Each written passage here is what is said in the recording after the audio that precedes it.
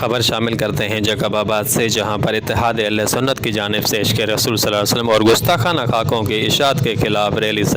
درگاہ سید عبدالنبی شاہ سے سید اعجاز علی شاہ کی قیادت میں نکالی گئی، جو شہر کے مختلف راستوں سے ہوتے ہوئے ڈی سی او چوک پر پہنچی، جہاں پر چیئرمین سید اعجاز علی شاہ نے صحافیوں سے گفتگو کرتے ہوئے کہا کہ فرانسی صدر کی جانب سے ہمارے نبی اکرم صلی اللہ علیہ وسلم کی شان میں کی گئی گستاخی کے باعث پوری امت مسلمہ کی دل آزاری ہوئی ہے۔ حکومت پاکستان بھی پوری دنیا کے سامنے خاتم النبیین صلی اللہ علیہ وآلہ وسلم کا موقف واضح کر کے گستاخوں کے خلاف مؤثر اقدام کرے۔ Abdul Baqi ENN news reporter Jacob آباد۔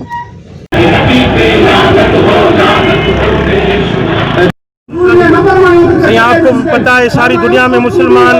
حضور کے گستاخی کی ہے حضور کی، اسی لیے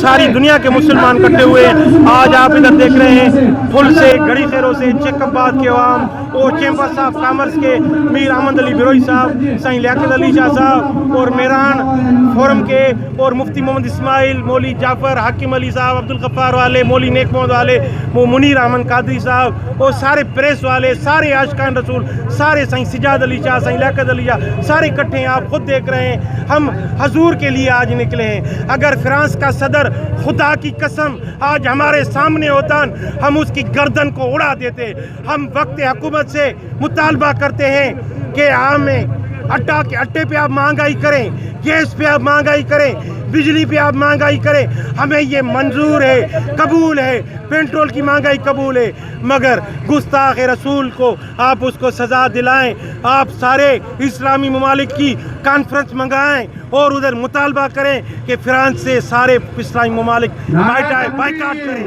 پھر فرانس کا